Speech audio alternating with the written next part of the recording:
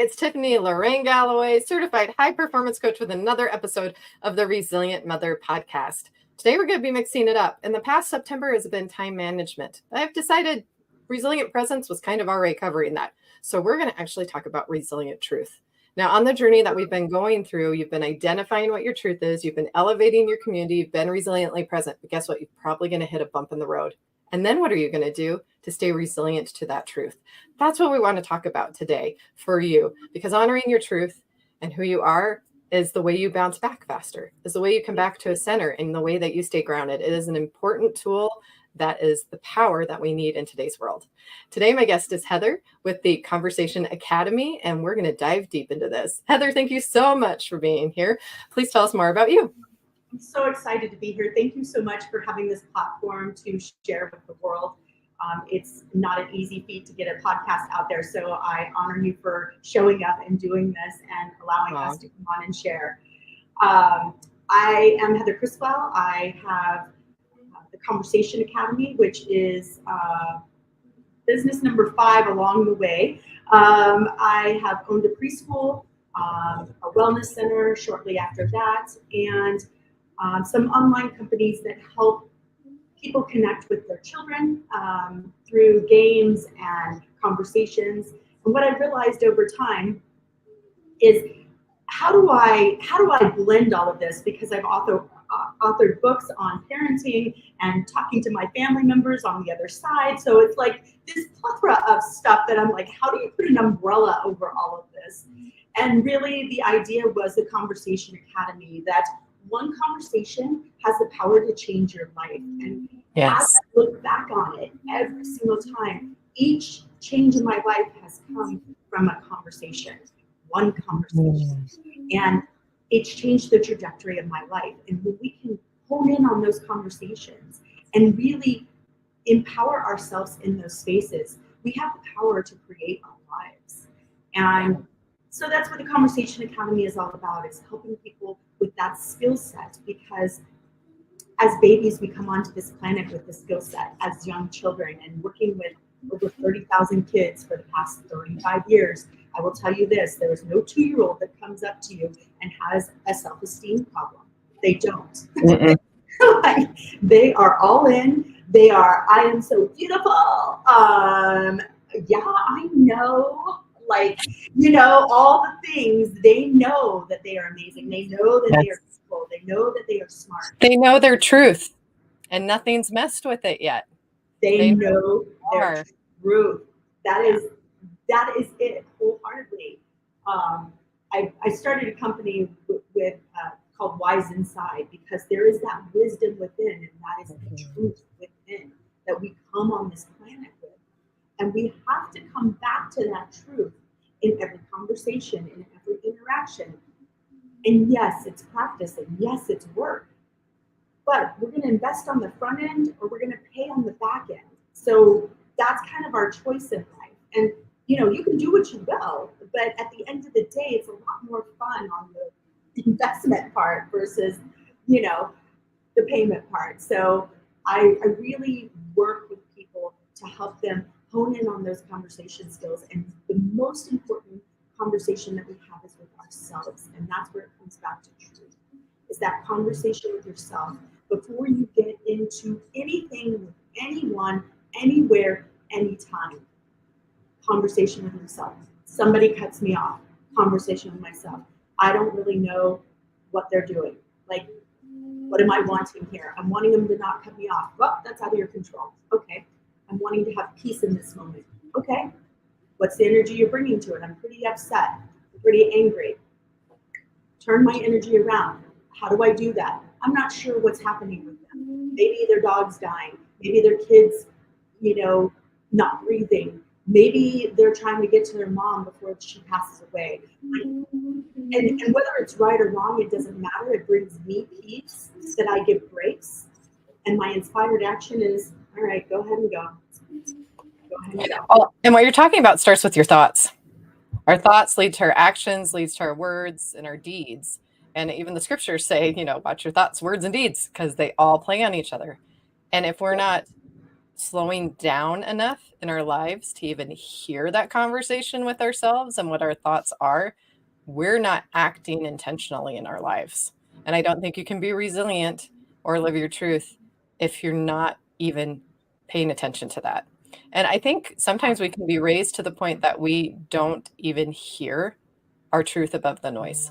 And there is a lot of noise today. There are a lot of conversations people want you to be a part of, but you have to be able to go, that's in alignment with my truth, and that's not. And the sooner we can keep that truth in the young ones, like you were talking about, this is so powerful for mothers because you have so much control over this. You have so much power to influence intentionally in this area of letting that 2-year-old still have that truth at 14, still have that truth at 16, even when they're struggling with developing their identity. If you honor who they are and what's good about them, and yes, you are beautiful, or yes, you are loud, or yes, you can sing, or yes, you are a good drawer, whatever it is, that will serve them so well because they'll carry it the rest of their lives because their brains are developing. Child development, the sooner that they can understand what their thoughts do, that their words do, what their actions do, and they're set up for success for life. But instead, when we try to tell them what their truth is going to be, when we try to limit what's possible for them, we try to live our dreams through our children, or we don't do the work to make sure we're showing up, living our truth and setting the example, we do them a huge, huge disservice. And so I'm curious, how do we resiliently stay true and make sure our conversations are honest, make sure our conversations are authentic and that they're real? How do we do that? Yeah, I think that that's a really, and also too, to give ourselves grace as moms in that moment too, that we're not necessarily 100%, only because We're human. Yes, only we're because human. 5 minutes before I was on this podcast, I'm like, you have to finish. This is important to me. Like, I didn't even follow my own thing, right? Like, I'm like, oh my gosh. And there is the truth in what you teach. You need to learn the most for yourself because Yeah. literally, 5 minutes before, I'm like, this is important to me. You were supposed to have your teeth brushed. You're supposed to be, quiet, blah, blah, blah, blah, blah, blah. And I did not center and ground in and say, okay, this is what's really important to me. I've got 2 minutes left. It's very important for me to do this podcast and do it with peace and love. So I need you to do X, Y, Z. Are you willing to do that? Can you commit to that? Great. I believe in you. I thank you. Move on. Those kind of things. But I think to be resilient and to really honor that truth is to come back to what are you wanting in any given situation. Oh, yeah. So conditioned to like, okay, well, I should do this or I need to do that because she's my friend. People want to tell us what we want and what we need all the time. Oh, you need this makeup.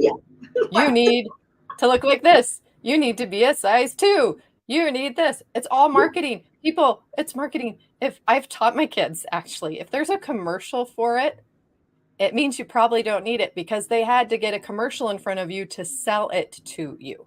And that's really changed my kids. And they're like, stupid commercials, because we didn't have commercials for a while when it was still video, audio, before even the online streaming. My kids never saw what a commercial was. And I remember the first time my daughter saw a commercial, she's like, where's my show? What is this? I don't like this. And I was like, oh yeah. And now they're funny and they'll be like, yeah, I don't need that, Mom. Yeah, that's silly. Why do they need that? And even when you research some of the items that people are selling, I'm not going to say any, but when you do a little bit of research, it's really interesting how some products that aren't even healthy for us get sold because they find the right technique or the right psychological way of presenting it that convinces you need it. And I think for our kids to be resilient, they really have to understand where truth comes from. And it comes from God and it comes from their gut. They have got to be able to trust their gut because people's version of truth in the world today changes constantly. It's the trend. It's the fad. It's the this. We're getting to a point where you're not going to be able to trust what you see anymore with AI. You're not going to be able to trust that house is actually on fire, even though there's a video of it.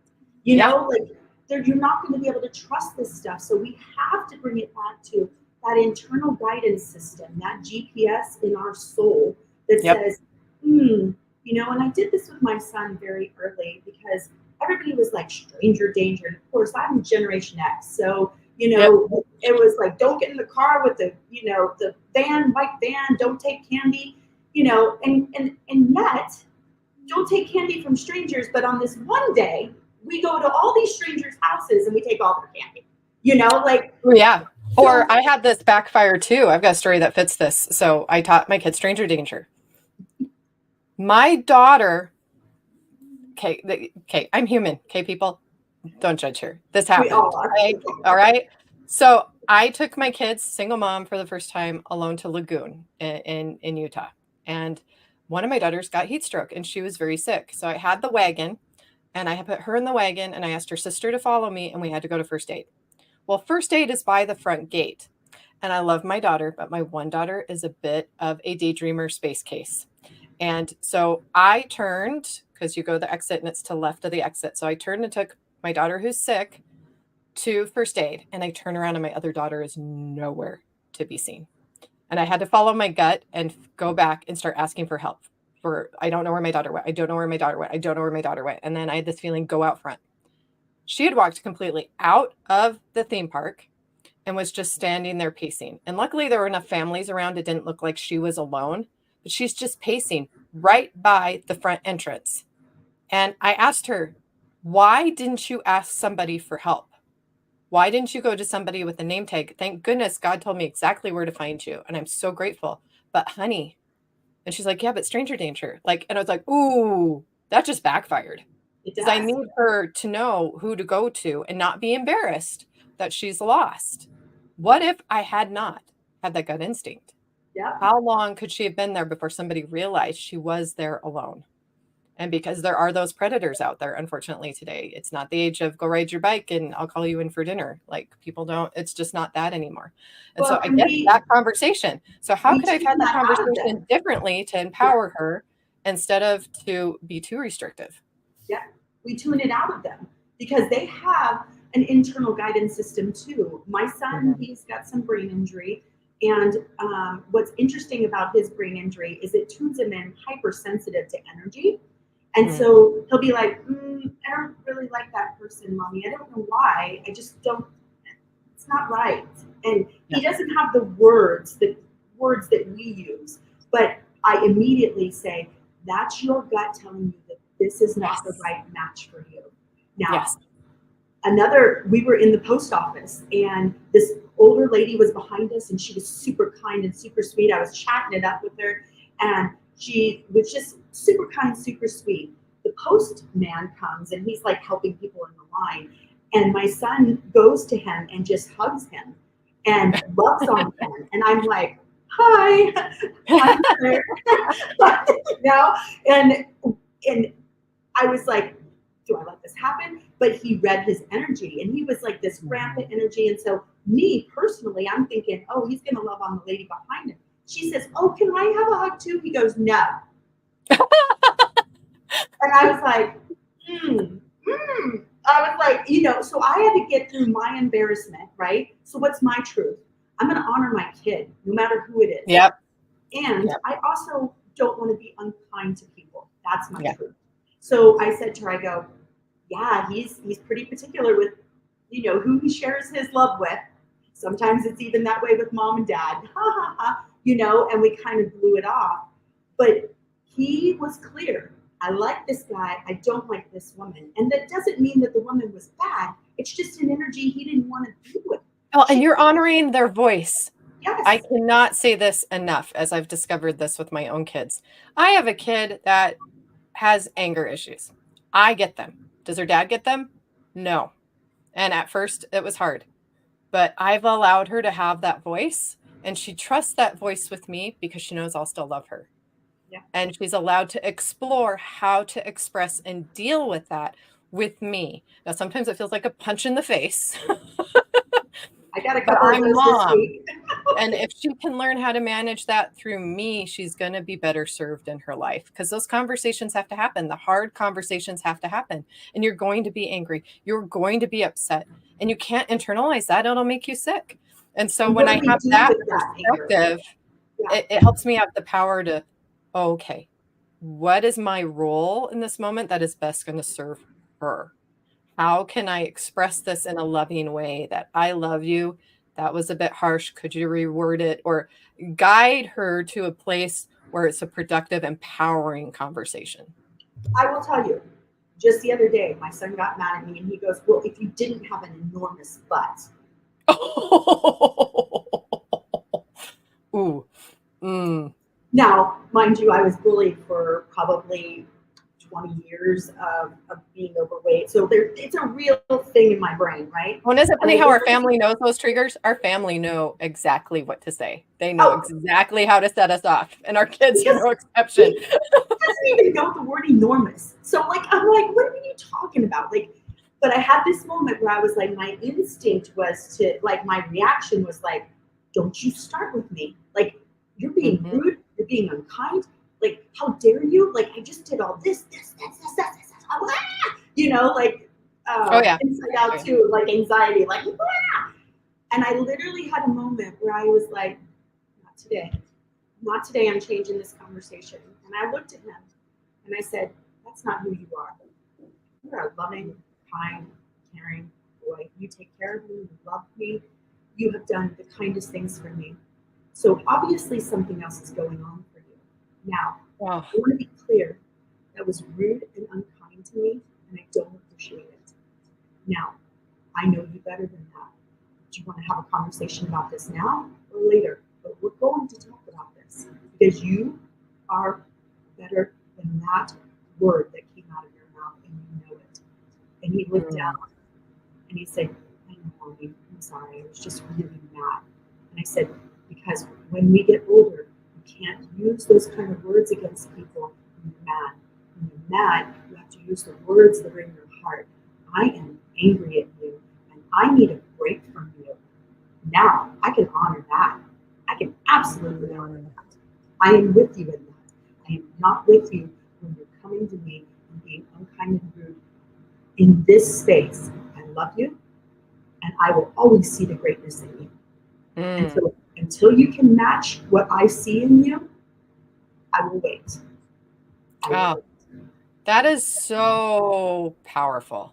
A couple of the things you said that I love is first you turned it around and you said, you're better than this.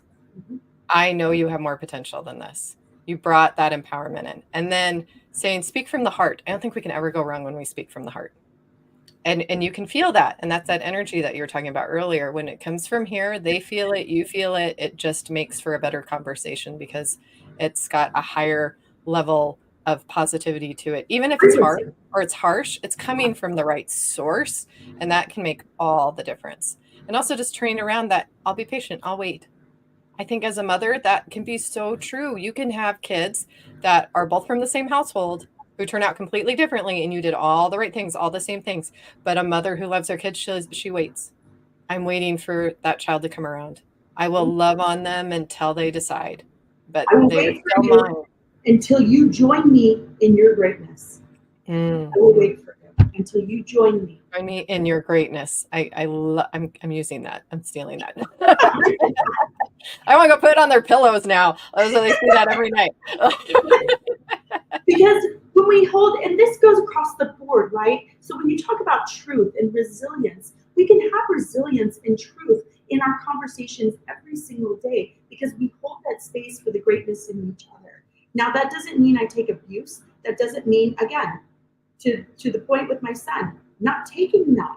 I reject that conversation because I will not own that conversation for myself. I believe in myself. I love myself enough. I know that I am a good mother, and I know that my body is different than other people's bodies, and that's okay.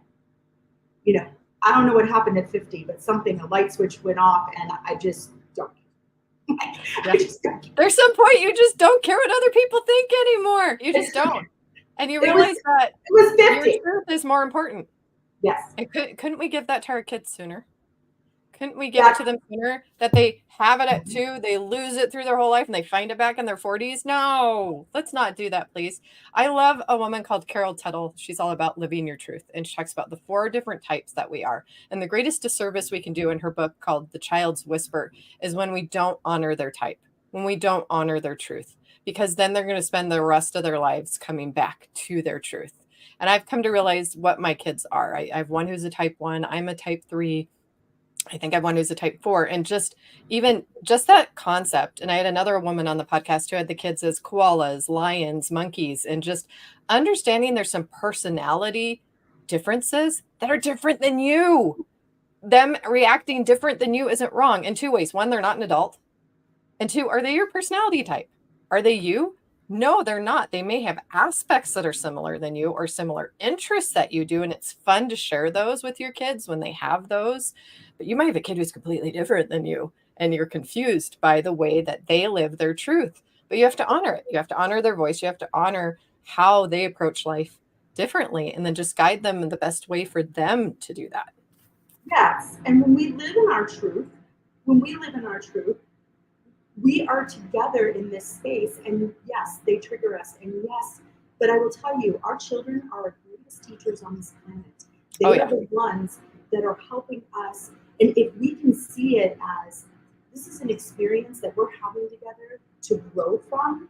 And, we adopted our child internationally, and he came with some brain injuries that we were not aware of.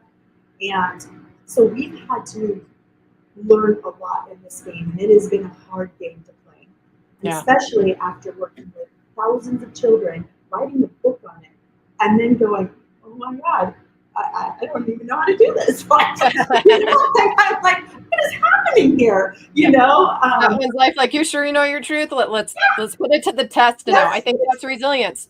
Do you know your truth? If you don't, resilience is going to refine it, and then you're really going to know it.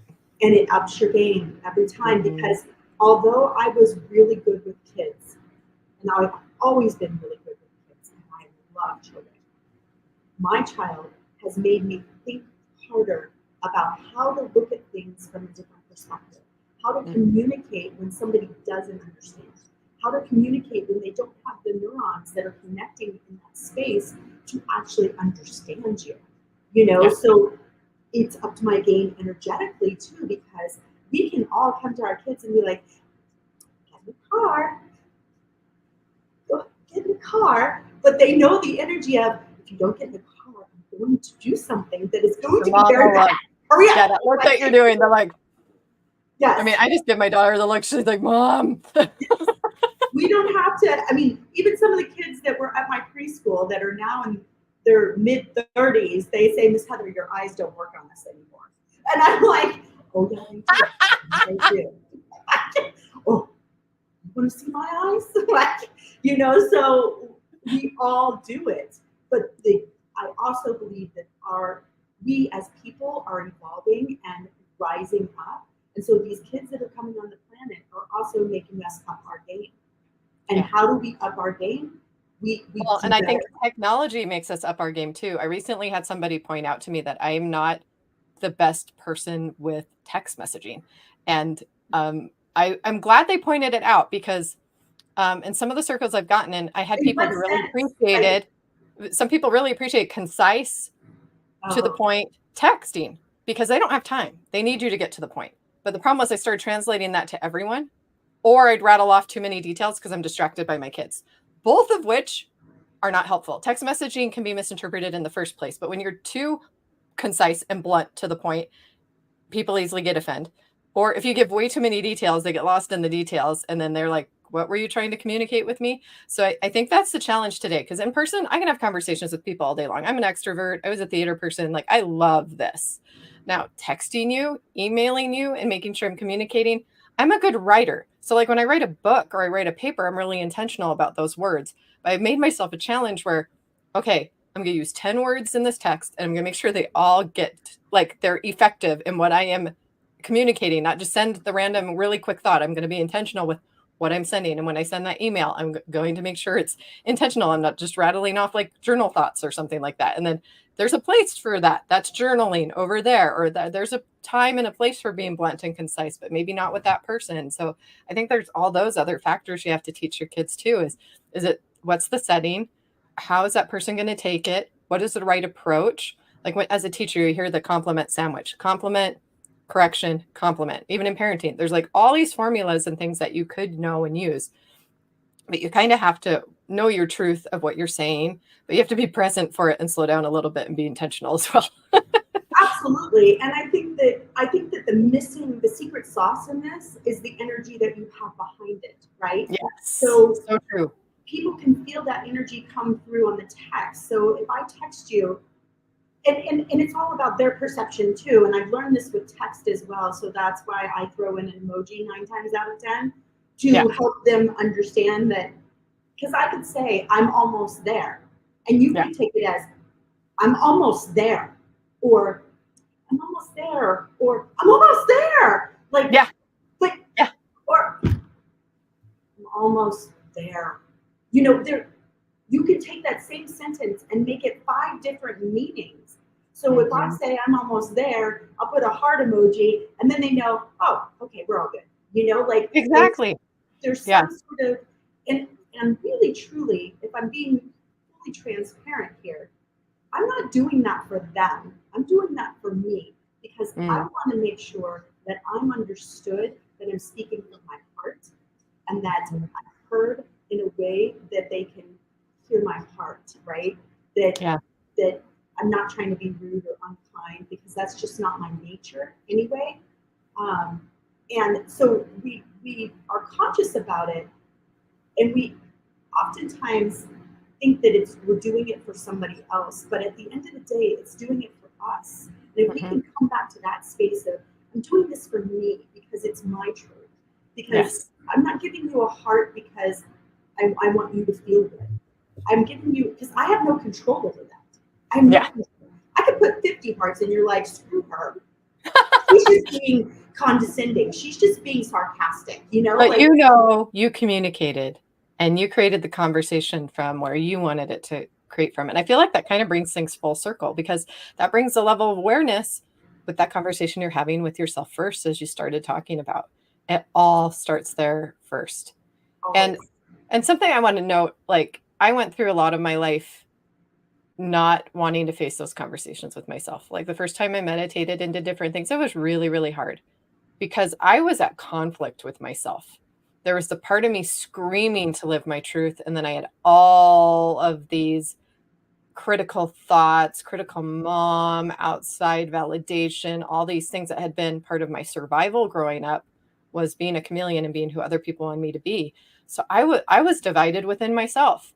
So facing that conversation with myself and realizing and separating, that's not my voice. I don't need that. That's not my voice.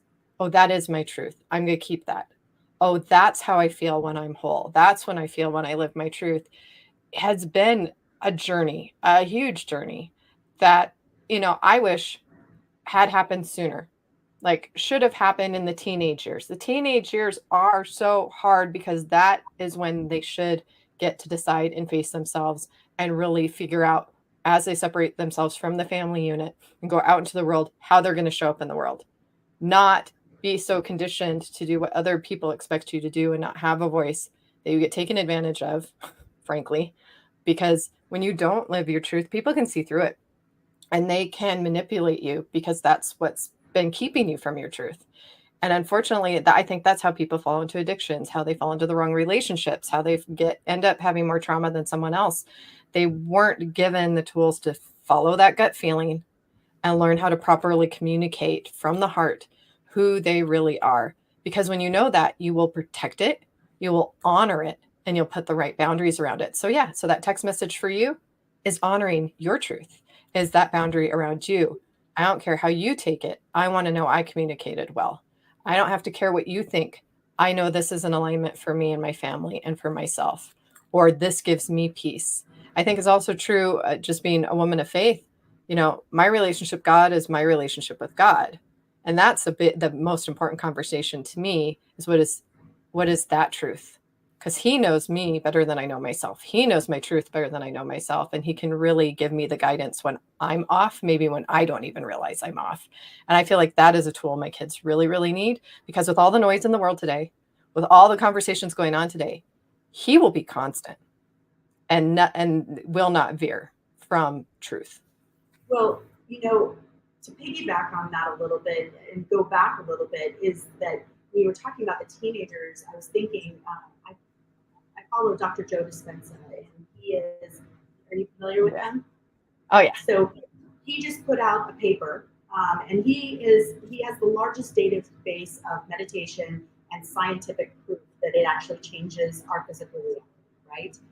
And he just did a paper on, they did a trial with, I want to say it was first graders, don't quote me on that, but in Australia. And they did 5 minutes a day, a 10-week study of these kids, 5 minutes a day. Tell me why their test scores went up, their attitudes improved, the behaviors went down. They were happy to be there. 5 minutes, because they connected to that truth. Mm-hmm. Now, call it prayer, call it meditation, however that person identifies in that space. It's almost remembering who you are. It's remembering who you are with the noise and the chaos of this world, remembering who we are. And I really believe that that's our job as parents, is to remind them when they forget.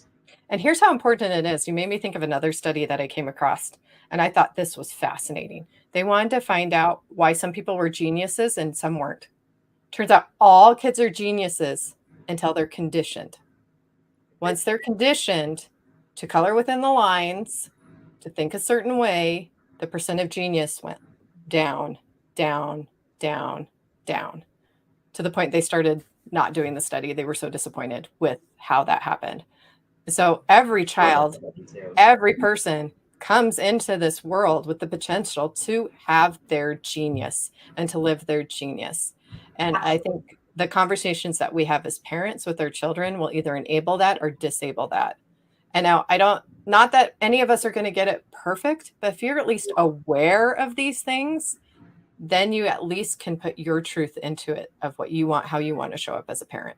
And when we don't get it perfect, we backtrack, right? So when I get off of this podcast, I'm going back to my son and say, hey, mom made a mistake. I was really nervous. I was really upset.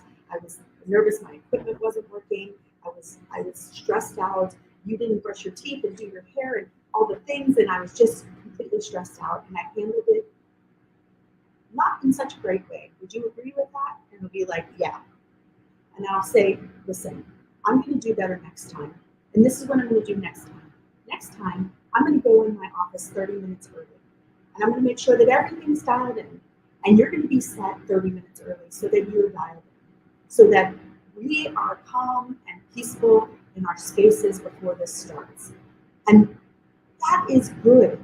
Like that is teaching our children, stand in your truth. I made a mistake. I'm going to do better next time. I commit that to you. I'm sorry. And that's it. That's all we have to do. We don't have to harbor the guilt or take the guilt with us and, put it in our backpack of everything we've done wrong and then go over it every night and then add more weight to that backpack until we're so far down that we can't take it anymore.